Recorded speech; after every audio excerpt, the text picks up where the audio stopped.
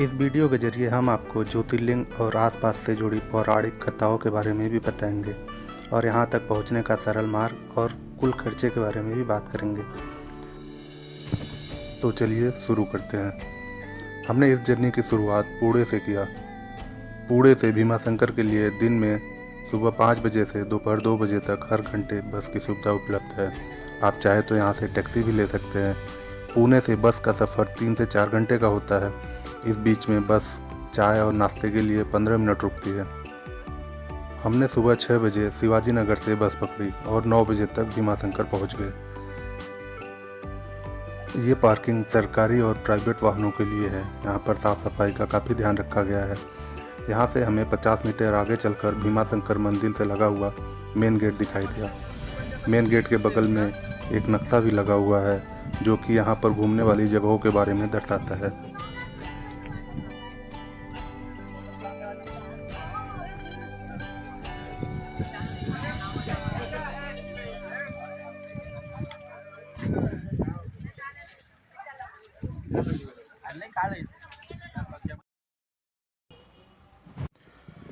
Main gate से लगभग 300 सीढ़ियाँ उतरने के बाद हम मंदिर पहुँच जाएंगे। सीढ़ियों के दोनों तरफ कई दुकानें हैं जहाँ पर पूजा पाठ और प्रसाद की सामग्री उपलब्ध है।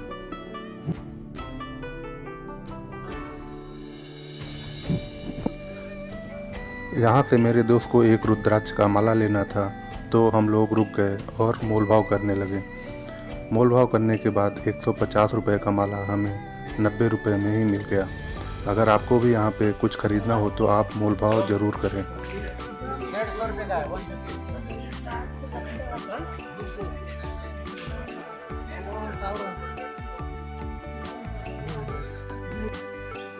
1500 का है।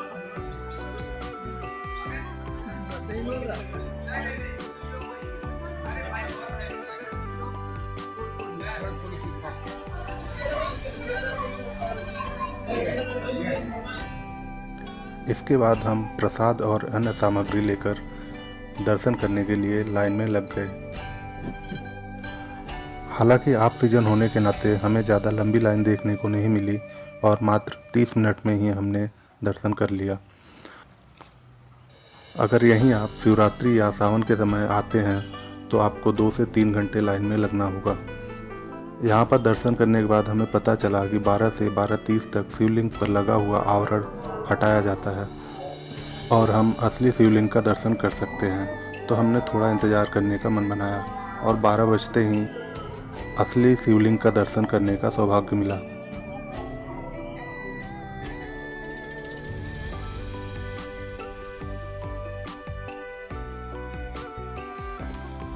दर्शन करने के बाद हमारे पास पर्याप्त समय था तो हम बगल में सीताराम मंदिर में चले गए।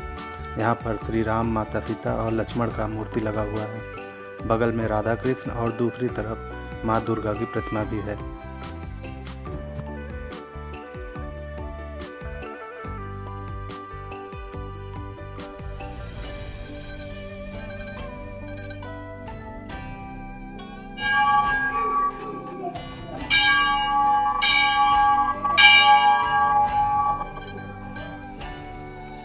यहाँ पर दर्शन करने के बाद हम गुप्त भीमाशंकर की खोज में निकल गए जो कि यहाँ से 3 किलोमीटर पैदल दूरी पर है।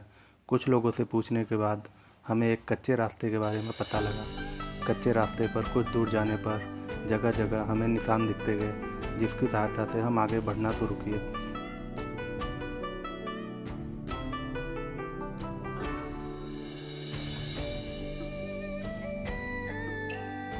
हालांकि हम लोगों ने सुबह से कुछ नहीं खाया था तो हम लोग थोड़ी देर रुकने के लिए स्थान ढूंढने लगे और ये जगह हमें अच्छी लगी। कुछ देर अनजान जंगल में रुकने और पेट पूजा करने के बाद एक बार फिर हमने अपना सफ़र शुरू किया। यहाँ पर रास्ते में हमें एक अजीब इंसान से मुलाकात हुई जो कि कई दिनों से इस भयानक जंगल में खुले आसमान के नीचे सोता था। थोड़ी देर पूछताछ करने के बाद उसने बताया कि वो राजस्थान का रहने वाला है और पिछले 12 दिनों से इसी जगह रहता है, जो कि हमें काफ़ी अजीब लगा।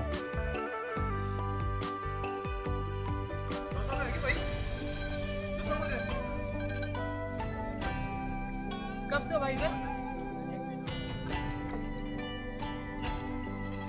खाना वाना सब इधर ही बनता है।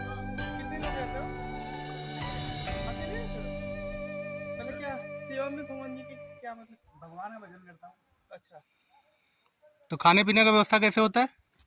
बना लेता हूँ। और अनाज वनाज ले आते हो? हाँ, बाटी बाटी बन जाती है। भाई इधर पानी कहाँ है यार? पानी इधर इधर है। बैरी है। कितनी दूर का पावर चाहिए? और वापस आते रहेंगे, लेकिन अभी नहीं चलो। यहाँ से जानवर नहीं आते। आते हैं वैसे और इधर मैं सुना था। फिलहाल हमने आगे का सफ़र जारी रखना उचित समझा और गुप्त भीमाशंकर की खोज में निकल गए। थोड़ा खोजबीन करने के बाद हमें वैसी ही आकृति दिखी जैसी कि हमने गूगल पर देखी थी।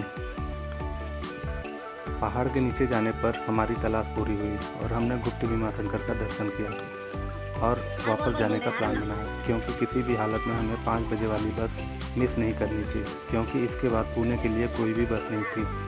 तो हम लोग वापस भीमाशंकर के मेन गेट पर आ गए। यहाँ आने के बाद हमने खाना खाया और वापसी का बस का इंतज़ार करने लगे। अब हम बात कर लेते हैं कि पुणे से भीमाशंकर प्रति व्यक्ति कितना खर्चा आएगा।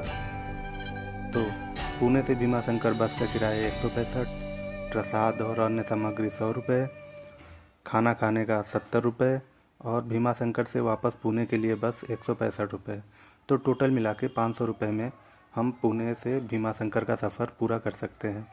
इसी तरह हमारा सफ़र जारी रहेगा और हम आपको नई जगहों के बारे में अवगत कराते रहेंगे। आप इस वीडियो को लाइक और चैनल को सब्सक्राइब कर हमें सपोर्ट ज़रूर करें। जय भीमाशंकर।